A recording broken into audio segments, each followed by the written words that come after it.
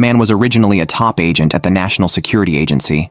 During a mission to recover artifacts, he accidentally broke the hand of a golden Buddha statue, causing a major disaster. Jeong Hae-seong was fired on the spot by the head of the NSA. Luckily, his team leader pleaded with the head to reconsider. The head then gave Jeong Hae-seong a mission to redeem himself. However, the team leader was shocked when he read the mission details. He immediately called a night meeting with Jeong Hae-seong and 2 other team members to discuss it. Before officially announcing the mission, the team leader explained the background. During the Japanese occupation, a Korean trader named Seo Byeongmun was favored by the emperor. The emperor entrusted him with 10 tons of gold bars, which he then kept for himself. After Korea's victory, Seo Byeongmun was pursued but couldn't take all the gold with him, so he hid it somewhere in Korea. The NSA has been investigating the Byeongmun Consortium, founded by Seo Byeongmun, to find the gold, but to no avail.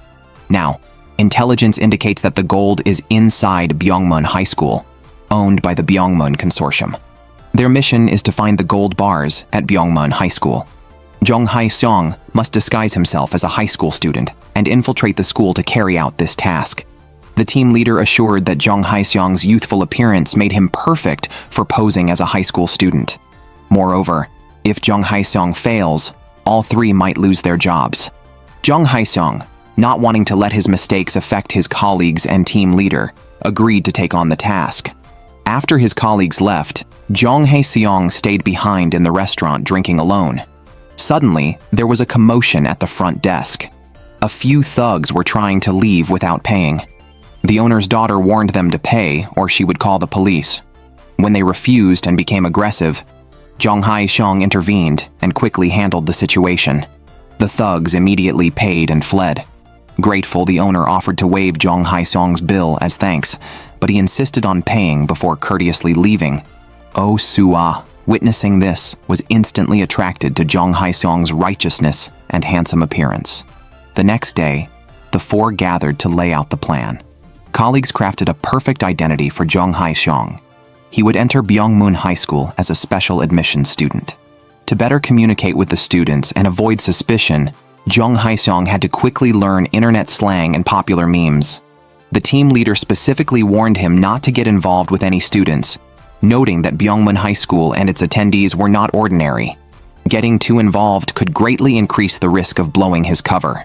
That evening, to boost his morale, the team leader took his wife and daughter to dine with Jeong Hae-seong. Having grown up without parents, Jeong Hae-seong was like family to the team leader. During the meal, it was announced that Jeong Hae-seong was assigned a mission at Byeongmun High School, shocking the team leader's daughter, Yoo Jong, who was a student there. She was instructed to ask no questions and keep Jeong Hae-seong's secret. The next day, Jeong Hae-seong, dressed sharply in his uniform, set off for school. Upon arrival, he went to the office to meet his homeroom teacher, only to find it was Oh Soo-ah. Oh Soo-ah recognized him immediately as the handsome man from the night before. Curious how he could appear as a student now, Jeong Hae-seong did not answer, instead excusing himself as it was time for class. Oh Soo-ah introduced him to the class, where he immediately impressed his peers. Only Yoo Jong stared in disbelief, unable to fathom that he was attending as a student and in her class. After class, she took him to the rooftop, promising to help him succeed in his mission. Jeong Hae-seong was urged to focus and complete his mission quickly. However, as soon as he entered the classroom, he started dozing off. Oh Soo-ah gently nudged him, but his reflexive reaction was deemed impolite, earning him a reprimand from the teacher. Finally, it was lunch break. Jeong Hae-seong wandered around the campus and soon noticed an old building marked "No Entry" with its door open. Despite the sign, the building was supported by steel scaffolding due to its age, with locked doors and windows preventing entry. At the back of the building, Jeong Hae-seong found the electric meter still running. While contemplating how to enter, he saw some classmates bullying a peer. Jeong Hae-seong wanted to help but feared exposing his identity. As he turned to leave, he bumped into a shovel, alerting the boys. Recognizing him as the new transfer student, they ordered Jeong Hae-seong to buy snacks for them. Frustrated but reminded by his team leader's advice to be patient, he reluctantly agreed to their demands. Back in class, Jeong Hae-seong inquired about the old building. His classmate explained it was built during the Japanese occupation and was rumored to be haunted. Due to its dilapidated state, the school had restricted access. Jeong Hae-seong reported back to his team leader that he suspected the gold was hidden inside the well-maintained yet hazardous building, speculating it contained equipment to control temperature and humidity to prevent the gold from tarnishing. The team leader instructed him to check the building immediately. Jeong Hae-seong, equipped and having disabled the surveillance, entered the building. As he ascended the stairs, a gun appeared at the stairwell aimed at him by Oh Soo-ah, who was on patrol. To avoid blowing his cover, Jeong Hae-seong fled. Oh Soo-ah chased but could not see his face. Jeong Hae-seong, thwarted, resolved to find another opportunity to enter the building. The next day, Oh Soo-ah reported last night's incident to the board of directors and the principal. Rather than sealing off the old building immediately, the board decided to wait and see if the person in black would return, wanting to understand his purpose. After arriving at school, Jeong Hae-seong lingered near the old building. He saw the principal enter the building and wanted to follow to investigate, but was stopped by security. Reluctantly, Jeong Hae-seong left, realizing the principal's daytime visit indicated the school knew about the break-in. As he was about to return to class, he heard noises from a trash can and discovered his classmate curled up inside. His classmate explained that he had been bullied by the school bullies because he had no parents and lived only with his elderly grandmother. He was afraid to tell the teachers as it could lead to worse retaliation. Just then, Oh Soo-ah found them. When she asked how his classmate got into that situation, he made an excuse and left quickly. Oh Soo-ah then pulled Jeong Hae-seong into the office for an explanation. As Jeong Hae-seong was thinking of what to say, Oh Soo-ah noticed his eyes resembled those of the person in black from the previous night. She stepped forward to get a closer look, but Jeong Hae-seong kept dodging. Realizing too late, Oh Soo-ah fell to the ground, and Jeong Hae-seong quickly escaped the office. At lunch, he and his classmate went to eat together, where Jeong Hae-seong unexpectedly learned his classmate had been inside the old building. His classmate said the building was rumored to be haunted because a girl's body was buried there, and driven by curiosity, he had sneaked in. He then showed Jeong Hae-seong a video he had taken, which captured a door in the basement secured with an electronic lock. Jeong Hae-seong suspected the gold bars might be hidden behind that door. He had just returned the phone to his classmate when the school bully, with his gang, approached. He accused the classmate of leaving the trash bin area without his permission and decided to punish him by spitting in his food and forcing him to eat it. Other students watched in silence, too scared to speak up. Jeong Hae-seong couldn't stand it and told him not to eat. The bully, not used to being defied, angrily flipped the food tray and then tried to beat up Jeong Hae-seong, who had no choice but to fight back, quickly knocking the bully down. The humiliated bully attempted a sneak attack, but was stopped by Oh Soo-ah. Oh Soo-ah took them both to the administrative office for questioning.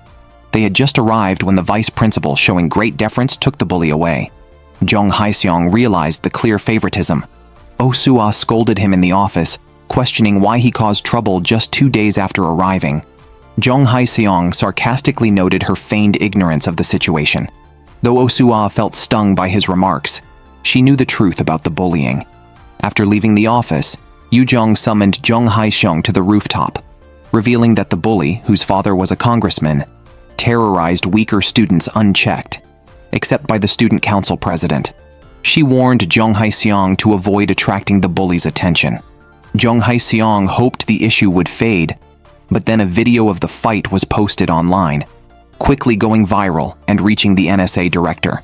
The director urgently summoned Jeong Hae-seong and his team leader, warning against exposure. If such incidents recurred, Jeong Hae-seong would have to abort the mission, and their team would be disbanded. Feeling the pressure, they realized they needed to complete the mission quickly. The team leader gave Jeong Hae-seong a device to unlock electronic locks and instructed him to return to the old building that night to find the gold bars and end the mission. Jeong Hae-seong took the device and headed to the old building, but his classmates spotted him en route and followed him to the building. To ensure secrecy, Jeong Hae-seong brought him into the basement. Just as they entered the hallway, they heard loud noises and found a worker in a hat, who dropped his hammer and fled. Jeong Hae-seong chased him but failed to catch up, so he proceeded to open a door, revealing a secret passage leading to a secret room. However, instead of gold bars, the room was filled with information about them. Jeong Hae-seong deduced that even the chairman was clueless about the whereabouts of the gold, worth 800 billion, and was also searching for it. After leaving the secret room, unaware it was under surveillance, Jeong Hae-seong was about to leave with his classmate, who then stood shaking in front of a lifted floorboard. Jeong Hae-seong looked and was stunned. They discovered a skeleton buried underground. His classmate was so frightened that he wanted to call the police. However, Jeong Hae-seong examined it closely and realized it was just a skeleton model. He took out his phone to take pictures and found a pair of dancing shoes. At that moment, the principal came by and asked why they were in the old building. Jeong Hae-seong explained that they entered to verify the truth behind the old building's ghost stories and admitted their mistake. Following the principal's gesture, they quickly left the old building. His classmate asked why they didn't tell the principal about the worker who dropped the hammer. Jeong Hae-seong explained that they couldn't be sure who it was and didn't want to escalate the situation. Later that night, Jeong Hae-seong held a strategy meeting and displayed his findings on a screen, including a legless skeleton model. This was an intentional representation of a ghost story about a ballet dancer in the old building. He also found a key with a pattern identical to Seo Byeongmun's seal and the words "Start of the Gold Blocks" engraved next to it. Jeong Hae-seong suspected it was related to hidden gold blocks connected to the ghost stories. To find the gold blocks before the board chairman, Jeong Hae-seong decided to investigate more ghost stories beyond the old building. He applied to investigate 3 other ghost stories. After hearing the principal's report, the board chairman realized that the ghost stories might be a clever way Seo Byeongmun hid the gold blocks. From his classmate Jeong Hae-seong learned that the next ghost story was about a clock. The legend warns not to stay alone at school, as red eyes will seek you when the clock chimes. After school, Jeong Hae-seong approached the security guard, who had scratches on his uniform. He identified the guard as the worker who dropped the hammer the previous night. The guard confessed, but beyond his accidental discovery of the skeleton model, he knew no other useful information.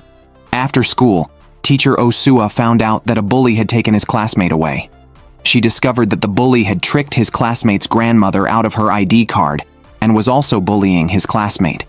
Teacher Oh Soo-ah sent the bully to the office, but the bully warned her to act as a contract teacher should. Oh Soo-ah asked her classmate if he was always bullied by the bully. Fearing further retaliation, the classmate told her it was just a joke and quickly left. On his way home, Jeong Hae-seong asked a colleague to investigate the bully's identity and helped an old lady collect scattered cardboard, later realizing she was his classmate's grandmother. The classmate thanked Jeong Hae-seong, who gave him his phone number for any future needs before leaving.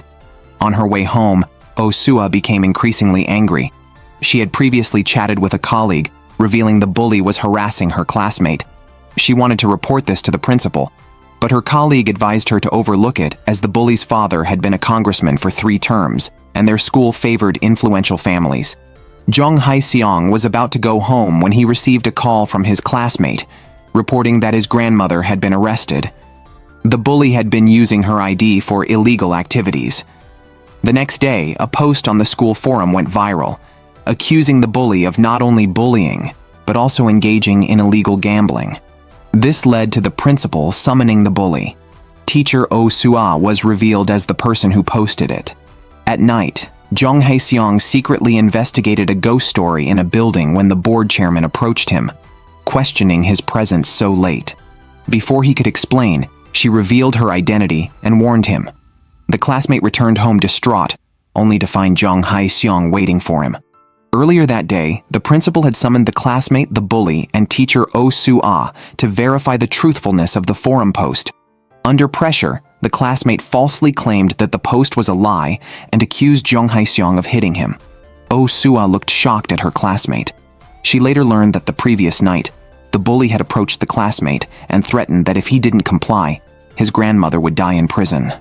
Jeong Hae-seong asked if the classmate had been threatened. The classmate broke down, crying about the unfairness of the world. He said he couldn't go to jail, wondering what would happen to his grandmother. He finally asked why Jeong Hae-seong didn't blame him, to which Jeong Hae-seong replied that none of this was his fault, not from the beginning. The next day, Jeong Hae-seong was indeed disciplined, accused of extorting a classmate's ID and bullying. Jeong Hae-seong learned about the bully from a colleague and missed the school's disciplinary hearing. The classmate pushed all the blame onto Jeong Hae-seong. Just as the school was about to expel him for bullying, teacher Oh Soo-ah suddenly stood up, spoke nonsense to delay, and just as they were about to finalize Jeong Hae-seong's guilt, a horn sounded. Someone had driven a motorcycle into the school. It was Jeong Hae-seong. He brought a helmeted figure from the back seat to the hearing to start his counterattack. Before riding to school, Jeong Hae-seong had gone to a warehouse. He questioned a man inside who was applying a face mask. The man scoffed, asking what a high school student was doing there, and ordered his men to teach Jeong Hae-seong a lesson. After a fight, Jeong Hae-seong knocked down the men. After the fight, he found that 2 other team members had followed him. They said they would handle the aftermath and urged Jeong Hae-seong to bring the man quickly. Jeong Hae-seong rushed to the school. At the hearing, a sycophantic male teacher questioned why he brought an outsider. Jeong Hae-seong responded that the man was a key witness, explaining that he was the head of a gambling website. The president learned from the manager that the bully was a VIP client of their website and owed them a large sum of money. To pay off the debt, he had to keep bringing in new clients and even brought IDs. The reason the classmate's grandmother was caught was because of the bully. Furious, the bully slammed the table. His father tried to shift the focus, saying the issue at hand wasn't his son, but Jeong Hae-seong. Jeong Hae-seong stated that if asked whether he bullied the classmate, his answer was no. He suggested that everyone knew who the real bully was. The bully tried to threaten the classmate further, but finally, the classmate spoke the truth, revealing everything the bully had forced him to say and that the bully had been the one harassing him all along. To prove his point, Jeong Hae-seong projected a video on the screen. Enraged, the bully slapped Jeong Hae-seong, who now had a reason to retaliate and slapped the bully hard. The bully's father, furious, tried to slap Jeong Hae-seong, but was stopped by teacher Oh Soo-ah, who threw him to the ground with a judo move. Afterward, teacher Oh Soo-ah applied some medicine to Jeong Hae-seong and informed him that the bully had been expelled. The atmosphere between them became very strange, filled with an ambiguous tension. The next day, Jeong Hae-seong continued investigating the clock, trying to force it open when no one was around. His sister walked in and interrupted him, so he explained that he thought the clock looked expensive. During a casual chat, he learned that the bully's expulsion had left a vacancy in the student council. Jeong Hae-seong was also worried about his brother being noticed by the student council president. Suddenly, Jeong Hae-seong noticed a clock identical to the one he was investigating in a group photo of the student council. Jeong Hae-seong learned that there were 2 different clocks in the school and wanted to enter the student council room to have a look, but was stopped by someone who said only council members could enter. She suggested that Jeong Hae-seong should just join the student council and offered him a gift, which Jeong Hae-seong declined. Jeong Hae-seong approached teacher Oh Soo-ah, expressing his desire to join the student council. Oh Soo-ah asked why he suddenly wanted to join, to which Jeong Hae-seong gave a vague response. After checking the requirements, Oh Soo-ah informed him that there were 3 conditions. First, ranking in the top 10 in the most recent school-wide exam. Second, obtaining signatures from over 100 supporters. And third, receiving approval from the current student council president. Jeong Hae-seong felt overwhelmed but began collecting signatures, starting with his classmate, who fully supported his bid. While Jeong Hae-seong worried about gathering the remaining 99 signatures, 2 students approached him, offering their expertise in collecting signatures.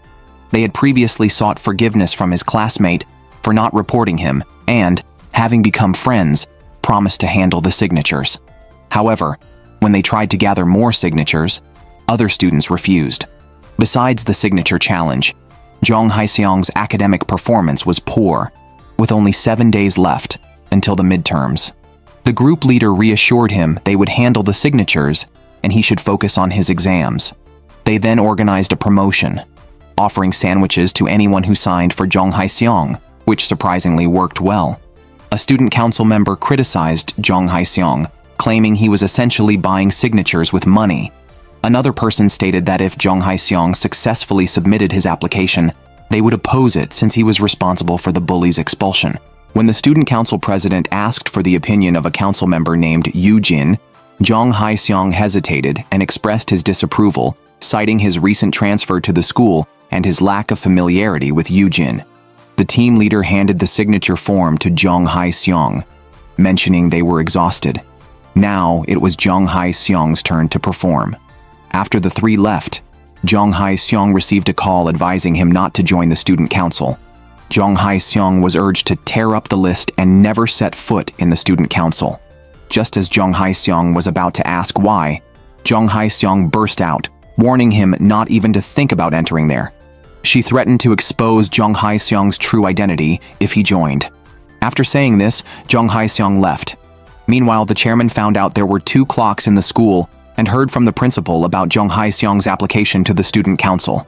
He was eager for Jeong Hae-seong to succeed because he saw him as a variable that could stir up more trouble. He instructed the principal to keep a close watch on Jeong Hae-seong.